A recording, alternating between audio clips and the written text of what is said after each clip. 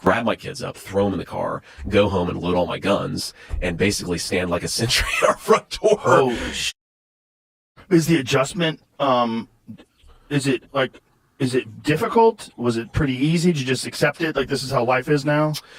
Well, you have to accept it, but it's not easy, right? I mean, in particular for our kids, right? Like, okay, I really like to drive, and 99% of the time, if we're in the car as a family, I'm driving, my wife's in the passenger seat, just because I like to drive.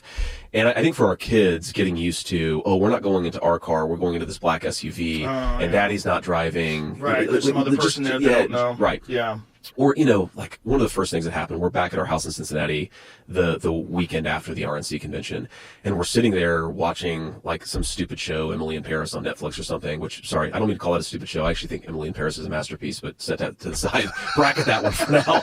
But we're watching some show on Netflix, and, you see one guy walk past your window, and then you see another guy walk past your window, and it's just a Secret Service agent patrolling, just little things like that. So, you recognize that your zone of privacy is very narrow, and that takes some adjusting and getting used to.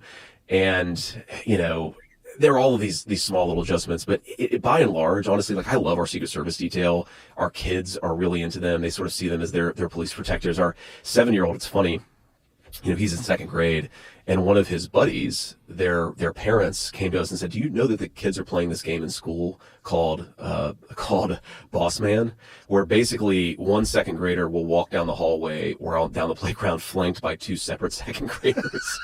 Like they're playing Secret Service now? They're playing Secret Service now in their school. Bizarre. So, like, on the one hand, that's really bizarre, and I hope that it doesn't permanently screw up the psychological development of my kid. On the other hand, it's kind of funny, and you just go with the flow and you try to work with it. Yeah. I guess they're just making fun with it. Yeah. Did you have presidential aspirations before all this? Is this something that you had considered about the future? Was it, like, how did you approach this? Yeah, I mean, it's one of these things when you're elected to the Senate, and, I'm a pretty young guy. I think I'm the 2nd youngest United States senator right now. You certainly think, like, is this something I might do in the future? What does this look like? What would you need to do in terms of getting your family in the right mental space and just making it happen? But it's all very abstract, right? It's not all that different from, 10 years ago thinking about starting a business that I never started, right? It's just things you think about, but you never really think that hard about, right? And that was kind of my attitude towards it. I started to realize that Trump was thinking pretty seriously about making me his VP nominee probably earlier this year, because he would ask me a lot about who I thought the VP nominee should be. Oh boy. And I'd give him, yeah, exactly. And I'd give him names of people that I thought would be pretty good at it. And a lot of the names that I gave him, he would criticize. And I almost felt like he was inviting me to throw myself out there. But it's funny. The morning that he was shot in Butler, PA, was the first time that he and I ever talked about it. So that was a Saturday, just thinking about it. I guess it was probably June 13th, because I think the convention started June 15th. I go down to Mar-a-Lago that morning, Saturday morning, and I'm talking to him for the first time, because the media would ask me, I was like one of the rumored shortlist candidates. I kept on getting these questions from reporters. Have you ever had this conversation with Trump? And the honest answer was no.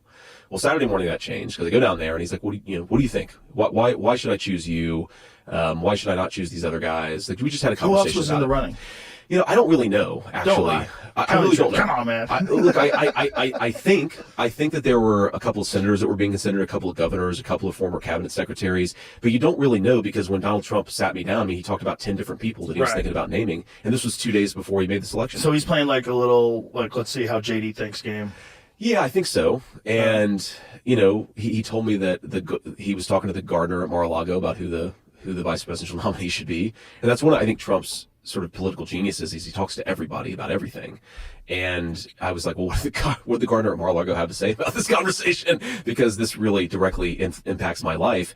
And, he basically said, well, I think I'm probably going to pick you, but I don't know, and I'm not ready to make a decision. And then he looks at one of his staff members who's in the room. He's like, actually, wouldn't it really set the world ablaze if we just made the decision today? And so why don't you come up with me, and we'll just do the announcement in Butler, Pennsylvania. Whoa. And I said, and of course not knowing at the time what was going to happen, I was like, absolutely, let's get this over with, because I'm sick of not knowing. Let's just get this thing over with.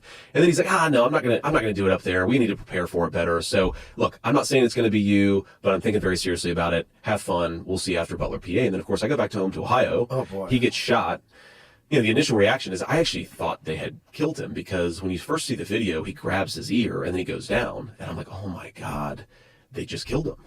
And first I was so pissed, but then I go into like fight or flight mode with my kids. I'm like, all right, kids, we were at a mini golf place in Cincinnati, Ohio. I grab my kids up, throw them in the car, go home and load all my guns, and basically stand like a sentry at our front door. Oh shit. And that was sort of my reaction to it. Anyway, I really didn't know it was going to happen until Monday morning. I didn't know who else was being selected. I think it was all the names that people sort of see out there, right? All good guys, like nobody I have any personal animosity towards, but obviously, here we are. How much did you study the story of the assassin, the attempted assassin? How much have you paid attention to it? You know what Crooks or Cooks or whatever the guy's name is in Pennsylvania? I've read a fair amount about it, and it's pretty bizarre. It's very bizarre. It's bizarre. They haven't been able to get into his phone.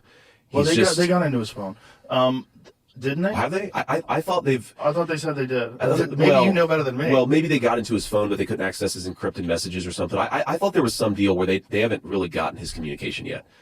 Yeah, it's I maybe haven't read it as closely as you have, so don't take that as gospel truth.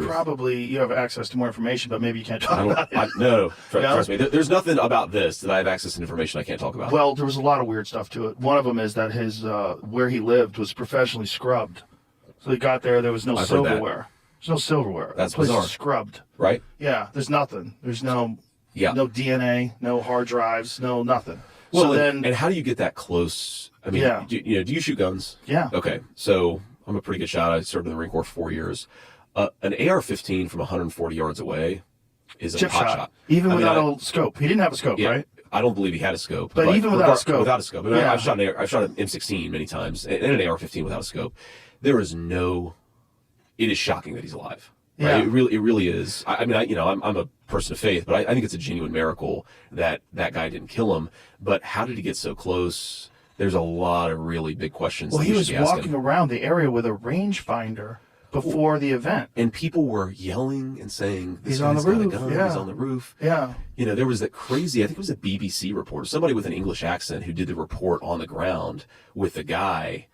He's like got a MAGA hat on and a Bud Light. He's probably not a Bud Light. He's got some beer and he's talking to this guy who saw Crooks get on the roof, and he's yelling at him. It's an amazing clip. He's yelling at him like, "Hey," he's yelling at police officers saying, "Hey, this guy's on the roof. Go and get him." And nobody responded to it. And the whole thing is very fishy to me. And I hope that we win and then get to the bottom of it, because I think somebody clearly screwed up. It doesn't seem like just screwed up.